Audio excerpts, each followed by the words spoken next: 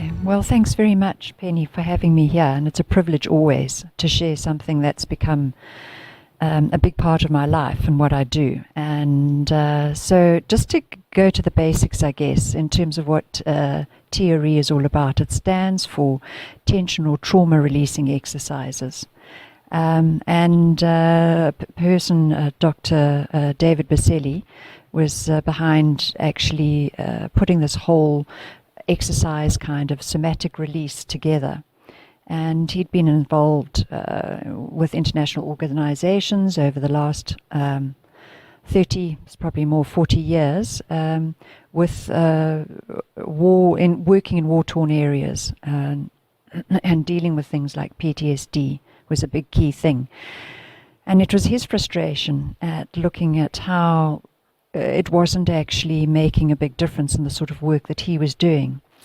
And really what he noticed in a particular situation was how children were naturally, excuse me, how children were naturally shaking or shivering when they were in a bomb shelter. That was one incident. There's a number of incidences that happened over time that made him start to think, how can human beings resolve, or is there a way that the body can come back into balance or resolve from trauma? And they were in a bomb shelter, and he noticed how these children were shivering and shaking.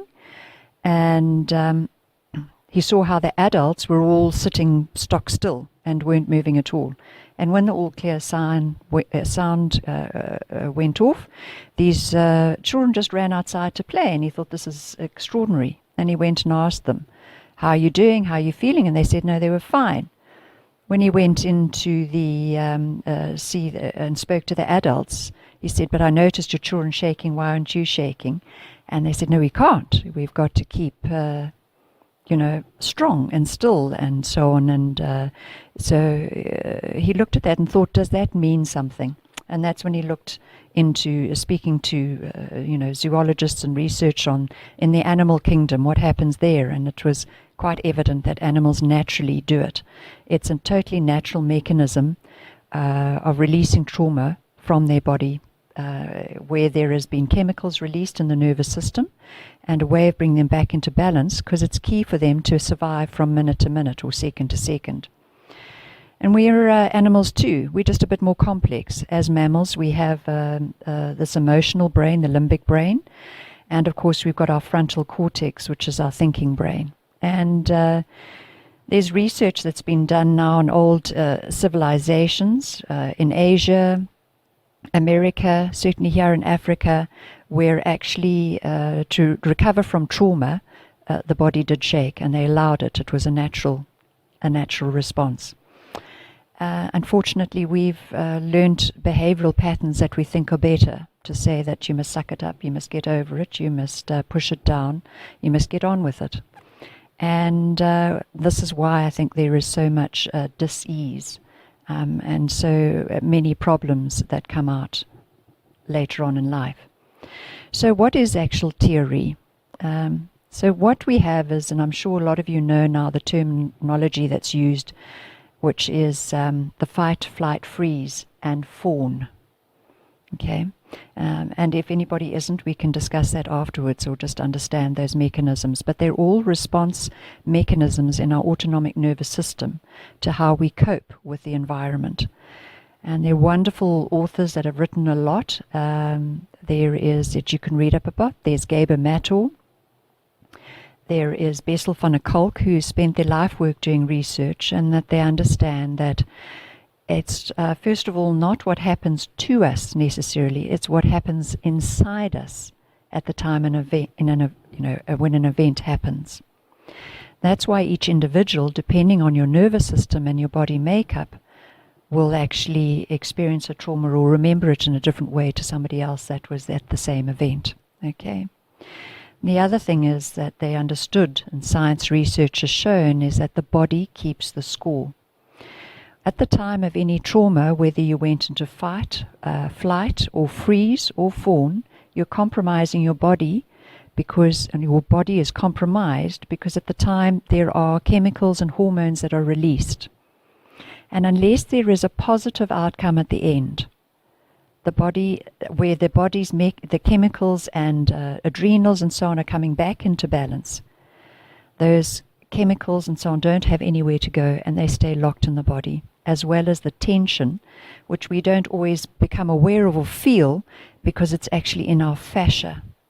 And the fascia wraps around all of our organs, wraps around and in between our muscles. It's all over our body, and it's this incredibly intelligent spider web looking, very, what you call it, sort of visceral. It's sticky. Well, it's meant to slide smoothly. It's got a lot of nerves in it, and it becomes, like I say, stuck or sticky when there is tension from an event or events or stress over a period of time. And that is often where we start feeling the pains. For instance, things like fibromyalgia, people who've been exposed to stress over many years, eventually this fibromyalgia comes out. It's all in the fascia where they feel this extreme pain, and as research shows, there isn't any answer for it but to manage it with pain killers and so on. So what we do with TRE is, in order to try and rebalance, and we talk about this, there's the polyvagal theory, and again I can send a picture to Penny so that you can have a look at it and see this this curve, the polyvagal curve, which really shows the different arms of the autonomic nervous system that gets activated. We obviously want to spend more time in our what's called the parasympathetic, where the ventral vagal is engaged, so we can always go back to rest, what we call rest and digest, a place where we feel safe and comfortable within ourselves, and it means that our body's functions are working properly. We are digesting food, but we're also absorbing the nutrition properly. Our heart and blood pressure and so on are all regulated. And then when we need to activate ourselves, we will activate the sympathetic to motivate us to go to work, to study, to be able to handle stressful traffic. But when we calm down or we finish that process, we actually go back into a restful state again. However, life happens, and whether you've had parents that were in your early years that perhaps were fighting often from the stresses of finances, to an alcoholic parent, or death in the family, or divorce, all of these things start having an impact on your development, especially in your nervous system. And so you develop very clever and important coping mechanisms. So it's not making you wrong, and it's not making anybody else there necessarily a bad person. So you don't start hating necessarily your parents as such. What you start doing is understanding that's the situation that you were exposed to. So what happens in life, you've come up the curve, the polyvagal curve a bit, and you experience the wave of emotions at a slightly heightened state. And then something else happens, whether it's a marriage that was not an ideal marriage and that shoots you further up higher. And so it becomes a whole new set of coping mechanisms and taking your autonomic nervous system to a whole new level. Okay? So in essence, what we're doing with TRE is we're wanting to slowly down-regulate the nervous system, but we can't do it all in one go because it would become almost like a shock. You become familiar to the state. Even though you don't want it, it's like anything, you're familiar with it. And change is always, in human beings, a bit of a scary place to be in. Okay? So what we do is we do it slowly, and then you need to learn how to adjust to that and almost what we call ground yourself. Start developing this awareness with your body, how you respond, and start to understand what's going on, what it feels like in this new state. And as you get more comfortable with that, you down-regulate a little bit more and learn now how to engage in your environment and with people that you come up in this new place. Okay, so what we're trying to do is allow the emotional and mental aspects of our physiology to catch up with the nervous system slowly down-regulating. And that is why we do TRE with a actual somebody like myself as a provider, because of the fact that that's part of the journey, is to start educating and, start learning this new way of being. So what I do with TRE is I obviously coach that aspect of it, but what we do is we start initiating the tremor mechanism in the body. And the way that works is basically you sort of, it's not really exercises, they're sort of yoga poses, a little bit of tiring the major fight-flight muscles, depending on how the level of the trauma that the person has experienced. Might only do a couple of stretches, and we'll go down onto a mat with bent knees in a certain position that then actually induces the tremor, or a slight trembling, some call it shake vibration, which usually comes from the inner thighs, in the thigh area, because it's just to explain a little bit of the physiology, our psoas muscle, which is deep inside the pelvis, is the protagonist muscle in the body. It's the part that will tighten up in order to get one ready to either be able to fight, because it tightens up your abdominal muscles. You have to have that psoas there, or it gets you ready to run, and so it engages your thigh muscles, etc. Okay, so that's what's activated in the tremor or the trembling when we're in the position with TRE. The moment that has begun, it actually engages the autonomic nervous system. And that's why this is important. It therefore becomes a neurogenic tremor. And this is key, because if you go to gym, for instance, and you continually tire out an individual muscle, you will shake. Is that TRE? No, it's not. That is just the tiring of an individual muscle, and it's just trying to self-regulate. What we're wanting to do is engage the autonomic nervous system, because that is going to have the overall impact of starting to try and rebalance the body as a whole in terms of the chemicals that are constantly being released, to start slowing that down, to start slowing down the heart rate if it's at a heightened state often, to start bringing down the, or rebalancing, for instance, if you have high levels of insulin, which is what happens when we're in the free state. Often there's a lot of storage in the body. It's very difficult to let go of stored fat, and these are all safety mechanisms that show in the physiology of our body. So all sorts of things we know of are affected when we've gone through prolonged stress or an extreme accident that has had such a heightened impact on the body that thereafter, a person may experience of many symptoms. Some of them can be problems in the gut, whether it's irritable bowel, constant upset stomach, constipation, that's very common, pains, unexplained pains, lower back issues, shoulder issues, neck and pains, headaches, unexplained headaches, blood pressure, heightened, high blood pressure or extreme low blood pressure, poor circulation, often very cold feet, struggle with the cold in winter, skin issues, can be where you have often break out in eczema and so on. There's an endless list I actually have where there's, for instance, sleep patterns are thrown, low libido. Sure, it's you name it, it's there. So with regular use, and the point of TRE is actually where it's an empowering tool.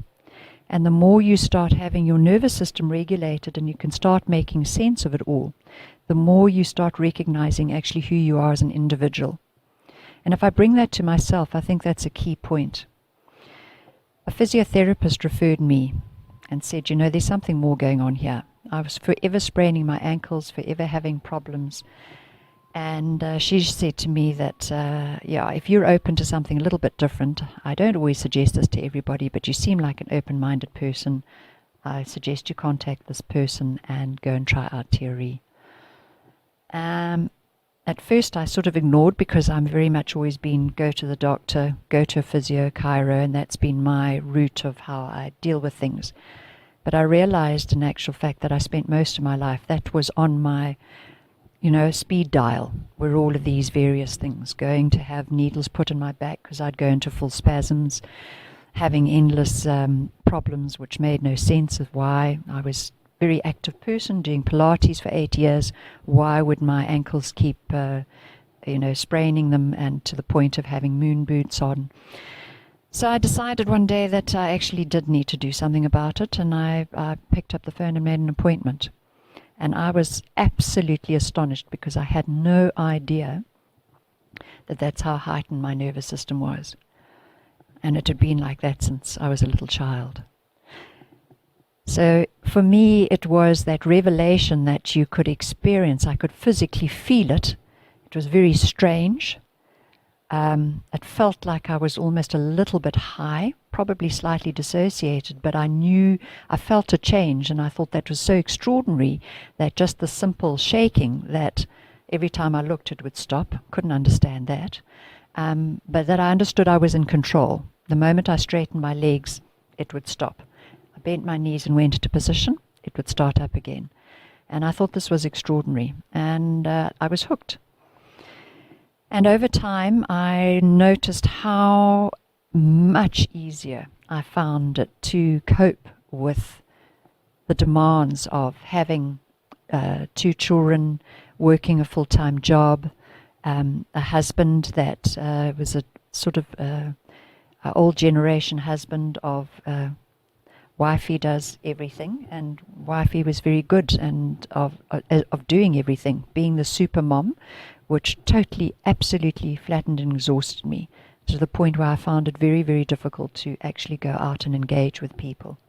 I found it so much safer and easier to do that on a very short, limited time. I would put on the face of a Bryanston mom for a short period of time, but I'd get home and I'd be absolutely passed out, exhausted, and need to repair myself, and get into that point, that state where I can cope for another day. And I had lots of coping mechanisms. I used, definitely enjoyed my whiskies, discovered that what I thought was a tot had become a quadruple tot in a very short space of time. But boy, did it help. And I don't, it's not a judgment. Could I have become an alcoholic? I think at one point I pretty much would have been classed as an alcoholic. I certainly forgot times, couldn't remember things in my travels overseas. But I guess I was what I like to term as a functioning, dysfunctional person. I could go out and work. I certainly didn't cope with my children in the best way. There were times when I exploded and my emotions were too much. I couldn't handle the overwhelm.